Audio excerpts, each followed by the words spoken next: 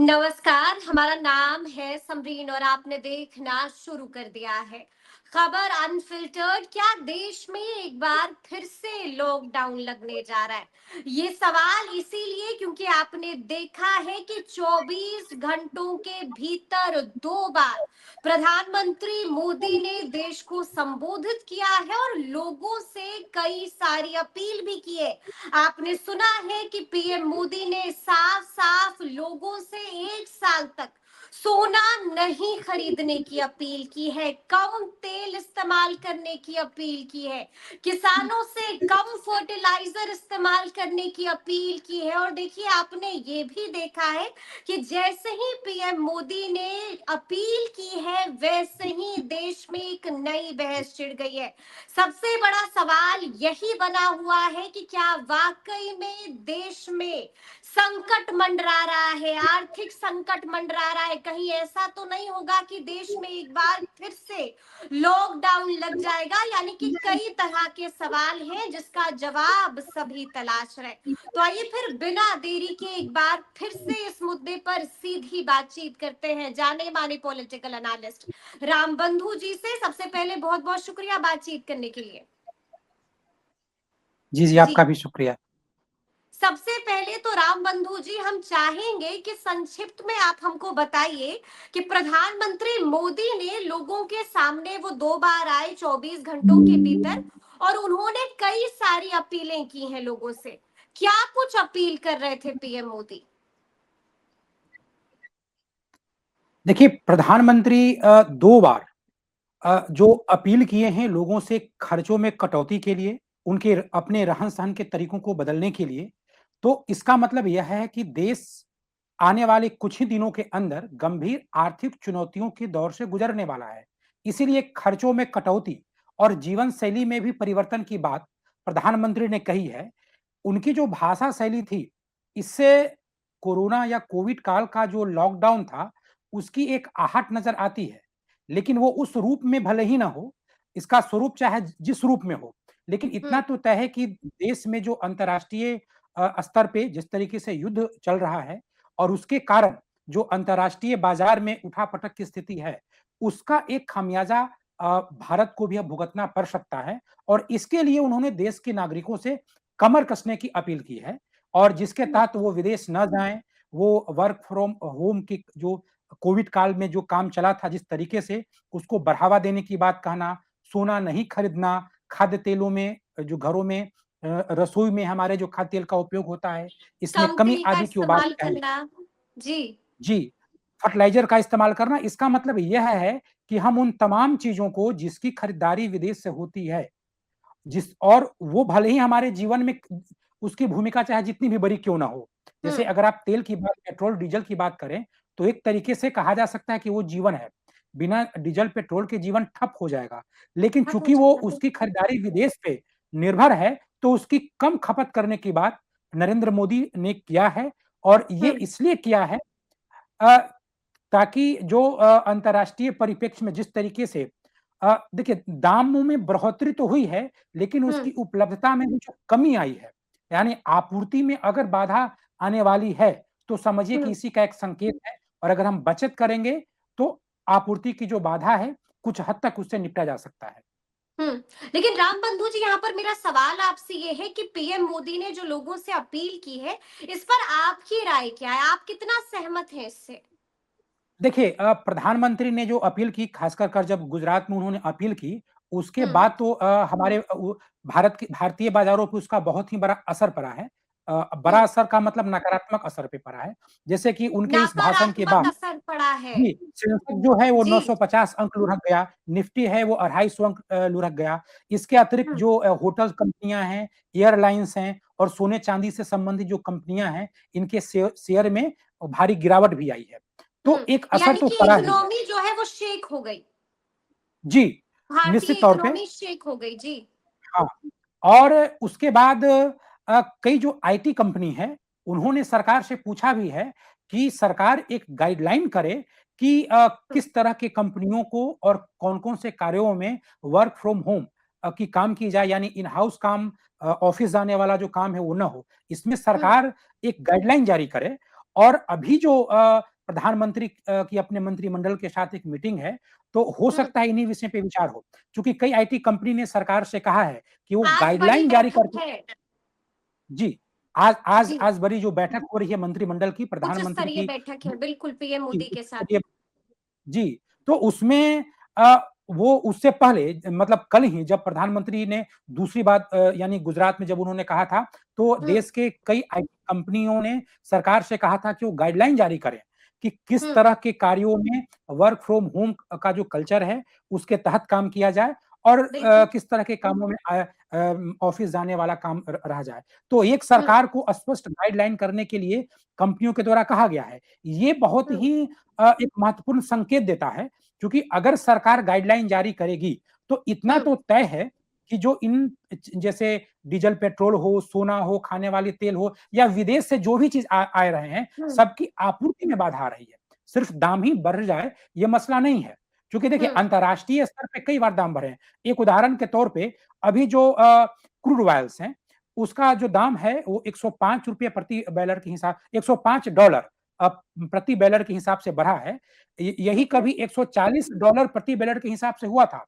लेकिन हम्म। कोई फ़र्क नहीं पड़ा था। उसकी कटौती के लिए प्रधानमंत्री ने कभी कुछ नहीं कहा था। लेकिन आज हम्म। $105 प्रति बैरल के हिसाब से ही हुआ है। 100 से ऊपर होता है तो थोड़ी आर्थिक अंतर्राष्ट्रीय बाजार में उथल-पुथल हो जाती है।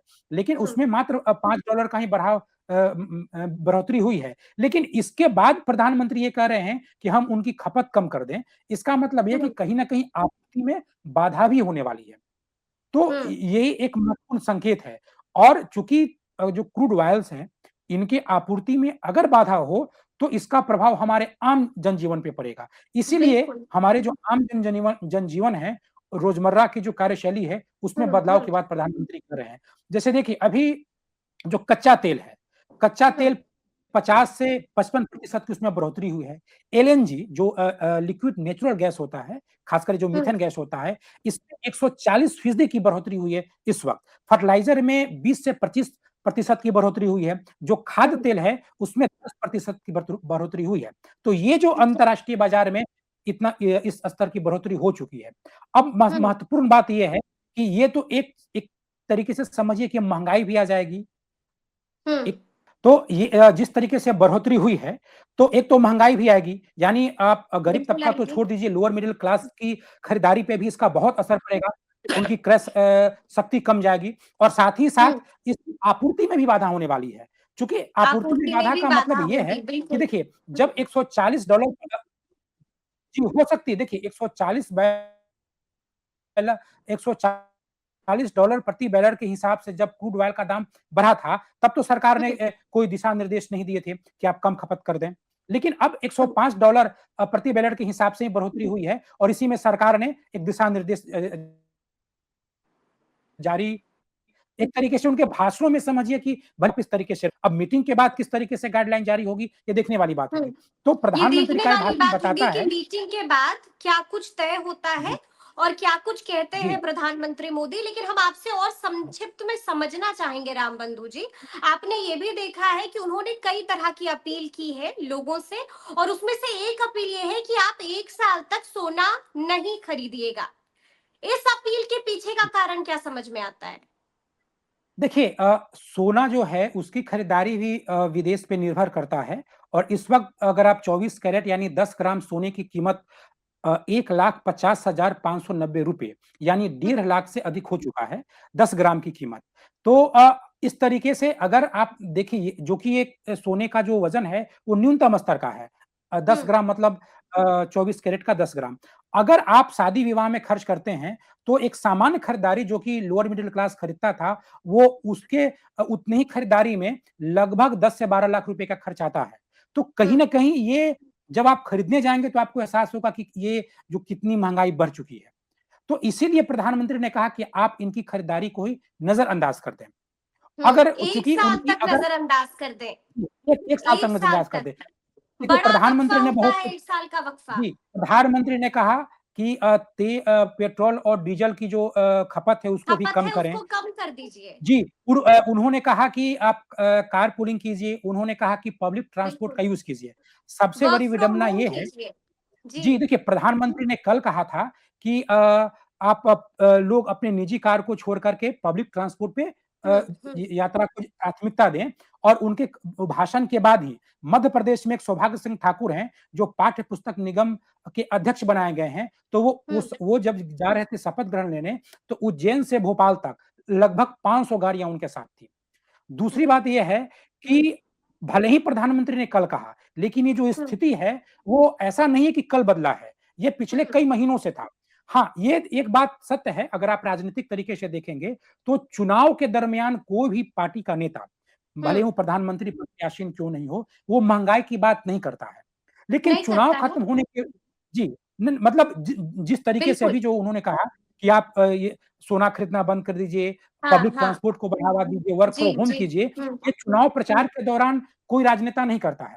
लेकिन हुँ, चुनाव के बाद, चुनाव परिणाम के बाद अगर आप असम देख लें, पश्चिम बंगाल देख लें, फिर बिहार देख लें, जिस हुँ। तरीके से रैलियां निकली और शपथ ग्रहण बिल्कुल। समारोह में गाड़ियों का काफिला आया, इसको तो रोका जा सकता था। तो ये आपने एक आपने चैलेंज ये है। भी देखा होगा राम बंधु जी कि जैसे ही पीएम मोदी ने ये ऐलान किया, लोगों से ये अपील की, विपक्ष ने इसको बड़ा मुद्दा बना लिया और जी, विपक्ष अब तो टाइमिंग पर सवाल खड़े कर रहा है। साफ-साफ कह रहा है कि चुनाव के दरमियान आप क्यों भूल गए थे ये बातें? जबकि बिल्कुल, ये जो स्थिति है वो फ़रवरी से बंधी हुई है, बनी हुई है, निश्चित तो तौर उस पे। दौरान चुनाव के दौरान क्यों आप भूल गए? निश्चित तौर पे विपक्षी पार्टियों ने जो सवाल खड़ा किया है वो बिल्कुल लाज़मी है। बिल्कुल ही हुँ, स्वाभाविक है कि चुनाव प्रचार के दौरान इस तरह की महँगाई की बात और इस तरीके से परिवर्तन की बात प्रधानमंत्री के द्वारा कभी नहीं किया गया। कभी नहीं लेकिन कहा अब गया। अगर आप राजनीतिक तौर पे लगातार यही देखेंगे, कहा गया कि स्थिति जो है वो अंडर कंट्रोल है, सब कुछ ठीक है भारत में, सब कुछ ठीक है और यहाँ पे जो आपूर्ति है उसमें कहीं कोई दिक्कत नहीं है। कोई पेट्रोल और दिक्कत नहीं। डीज़ल का जो भंडारण है, जो स्टॉक है वो बहुत ही है और हर बिल्कुल, लोगों तक बिल्कुल। आसानी से पहुँच जाएगा। और तो ये अचानक कहा से गया। चुनाव के बाद आप आते हैं जी, और आप लोगों से अपील करते हैं, जिसके बाद जी। विपक्ष हमलावर हो चुका है। जी, बिल्कुल। तो और देखिए, राजनीतिक तौर पे भले ही चुनाव प्रचार के दौरान नहीं कहा गया, लेकिन हुँ, चुनाव खत्म होने के बाद जिस तरीके से 3 राज्यों में जो शपथ ग्रहण हुआ, वहाँ पे कारों का काफ़िला हुआ और कम से कम मध्य प्रदेश में जो कल हुँ, प्रधानमंत्री ने कहा, भाषण दिया, उसके तुरंत बाद मध्य प्रदेश में सौभाग्य सिंह ठाकुर, पाठ्य पुस्तक निगम के अध्यक्ष जो बनाए गए हैं, बिल्कुल, उनकी बिल्कुल। काफ़िला निकली उज्जैन से भोपाल तक, वहाँ 500 गाड़ियाँ थी। तो ये 500 खुद ही गाड़ियाँ थी। बीजेपी जी। 500 गाड़ियों का काफ़िला था उज्जैन से लेकर के और भोपाल तक हुँ, उनका काफ़िला गया है और ये तब हुआ जब प्रधानमंत्री गुजरात में अपना भाषण दे चुके थे। जो विपक्षी पार्टी उनको घेरना शुरू कर दी थी और देश की जनता उनके भाषण को सुन चुकी थी। यहाँ तक कि हुँ, आप जो सेंसेक्स है, निफ्टी है, इन सब में ढलान शुरू हो चुका था।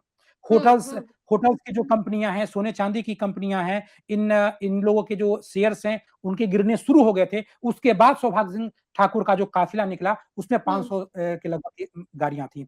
तो गाड़ियाँ एक थी। विडंबना है। दूसरी हुँ, बात देखिए, क्या प्रधानमंत्री जो कह रहे हैं, उसको हुँ, लागू करना आसान है? अगर आप वर्क फ्रॉम होम की बात कर रहे हैं, तो हुँ, जहाँ पे लेबर फोर्स काम करते हैं, जिन कंपनियों में, फैक्ट्रियों में श्रमिक जाता है, वहाँ पे बिल्कुल, वर्क फ्रॉम होम कैसे हो सकता है? और कैसे जहाँ हो पे सकता है? ऑनलाइन मीडियम से काम हो सकता है, जैसे आईटी सेक्टर हो, मीडिया सेक्टर हो, हुँ, जहाँ पे हुँ, हुँ, ऑनलाइन काम हो सकता है, तो जो जो अगर आप देश का जो अर्थतंत्र है, उसमें मात्र 8 से 10% ही है, जहाँ पे आप ऑनलाइन या वर्क फ्रॉम होम से काम कर सकते हैं। हुँ, हुँ, शेष हुँ, जो कामकाज की जो शैली है, वहाँ पे श्रमिकों को तो एक जगह जाना ही पड़ेगा। तो बिल्कुल, जिस बिल्कुल। तरीके से देखिए, कोविड तो एक जान पे आने वाली एक समझिए कि जान पे आफ़त आने वाली थी, तो उस हुँ, तरीके के संक्रमण काल में जिसका संबंध सीधे जीवन और मृत्यु से था, तो लॉकडाउन लग गया। न हुँ, जाने कितने लोग बेघर हो गए, कितने श्रमिक बिल्कुल। हैं जिनको आज तक नौकरियाँ नहीं लग पाई। तो हुँ, वो तो एक हुँ, मसला था। लेकिन आज की परिस्थिति में केवल आर्थिक मंदी जिस तरीके से हुँ, देश हमारे आर्थिक मंदी की चपेट में जा रहा है, वहाँ पे अगर आप वर्क फ्रॉम होम कर सकते हैं, इसको लागू हुँ। करने में चुनौती होगी। दूसरी बात है जो चुनौती प्रधानमंत्री होगी ने कहा यानी कि कि ये काफ़ी चैलेंजिंग हो सकता है। लेकिन राम जी, बंधु जी हम आपसे ये भी समझना चाहेंगे क्या वाक़ई में देश के ऊपर आर्थिक संकट का खतरा मंडरा रहा है? क्या वाक़ई में हमारी स्थिति जो है वो बिल्कुल अलार्मिंग हो चुकी है? देखिए निश्चित तौर पे प्रधानमंत्री का 24 घंटे के अंदर 2 बार हुँ, इस तरह की बातें करना, ये किसी न किसी खतरे का संकेत है। ये एक जोखिम है। कहीं न कहीं जो आपूर्ति का जो चैनल है, वो बाधित हो रहा है।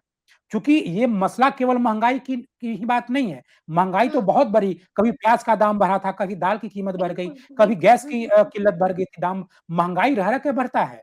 तो महँगाई को भी रणनीतियों के द्वारा उसका काउंटर किया जाता है, उससे निपटा जाता है।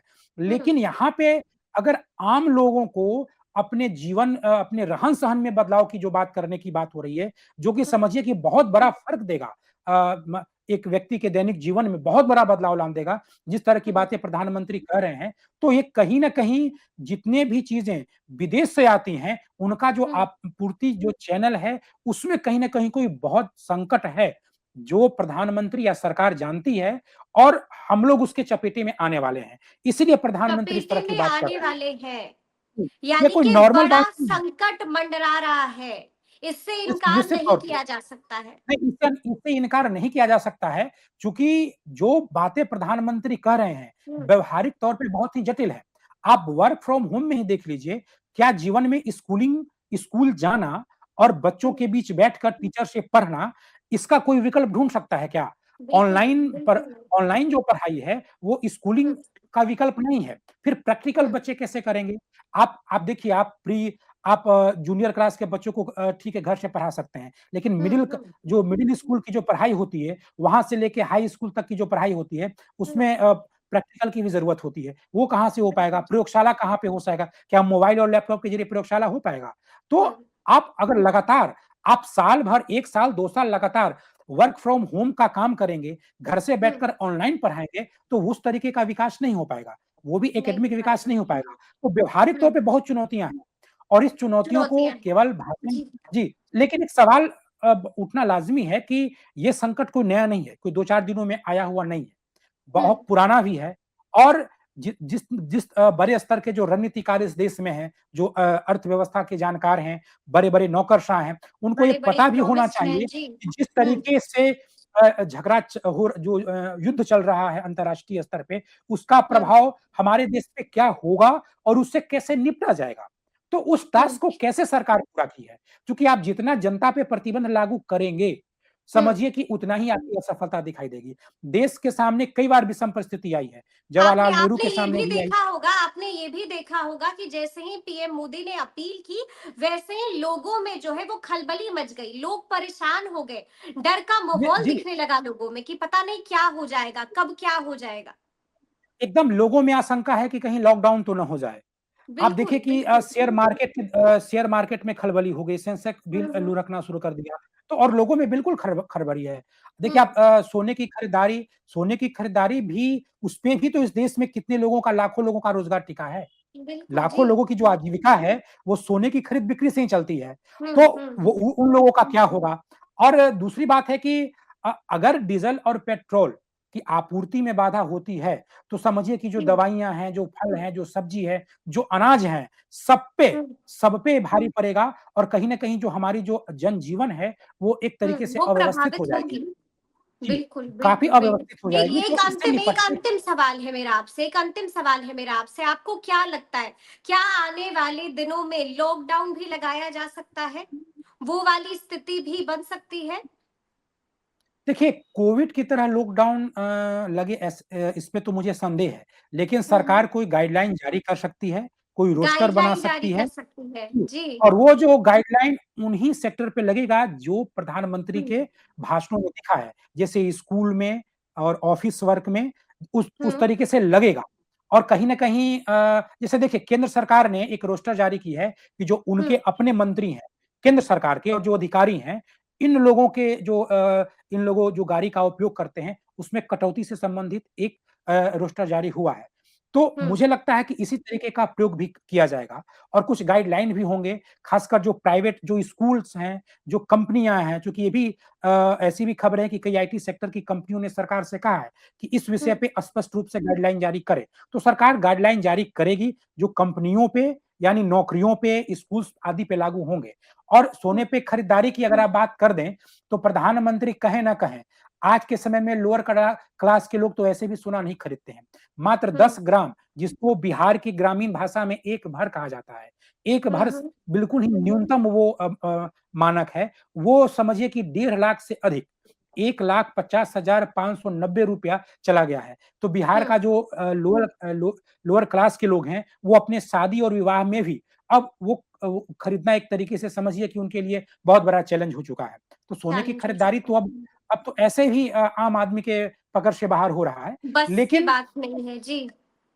जी हाँ, लेकिन एक बात ये सवाल उठना लाज़मी है कि जब ये हम्म। समस्या पहले से थी, तो सरकार क्या कर रही थी? किस तरह की सरकार क्या रणनीति कर बना रही रही है? थी? क्योंकि कई बार बिल्कुल। आफ़त आई है। मैं देखिए हम्म। ये लाल बहादुर शास्त्री थे, प्रधानमंत्री थे, उन्होंने कहा था कि हम लोग एक वक़्त का रोटी, एक वक़्त का भोजन छोड़ देंगे। इंदिरा हम्म। गांधी ने भी कहा था कि जवानों के लिए आप अपने घर से आभूषण दीजिए। तो और हम्म। कई बार देखिए यही जो नरेंद्र मोदी की सरकार है, $140 डॉलर प्रति बैरल के हिसाब से क्रूड ऑयल का दाम हुआ था। इसके बावजूद भी प्रधानमंत्री ने ये नहीं कहा था कि आप इसका हम्म। यूज़ छोड़ दीजिए, उसका यूज़ करना छोड़ दीजिए। तो इस तरह की चुनौतियाँ क्यों बनी? जो क्या सप्लाई चैनल है, वो कहीं बाधित हो रही है या नहीं हो रही है? ये एक बिल्कुल। सच्चाई है। सरकार चाहे जितना भी छुपाए या इस हम्म। बात को चाहे जिस रूप में करे, लेकिन ये कहीं न कहीं एक संकट है। आने वाले समय में हम सब इस संकट से रूबरू होंगे। इसी के लिहाज हम्म। से मुझे लगता है कि प्रधानमंत्री ने अपने भाषण में भी उस बात का ज़िक्र किया और हो हम्म। सकता है वो गाइडलाइन भी जारी करें।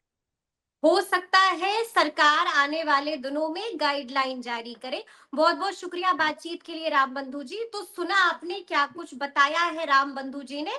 तो अब देखना होगा कि आगे आगे क्या कुछ होता है, वो भी बिल्कुल इसी तरह से हम लोग आपको डिकोड करके बताते रहेंगे। तो फिर ये पूरी चर्चा, पूरी बातचीत और पूरा वीडियो आपको कैसा लगा है, कमेंट करके हमें जरूर बताइएगा। तो ऐसे तमाम अपडेट्स के लिए बिल्कुल ऐसे ही हमारे साथ बने रहिएगा और देखते रहिएगा खबर अनफिल्टर्ड। बहुत शुक्रिया आपका।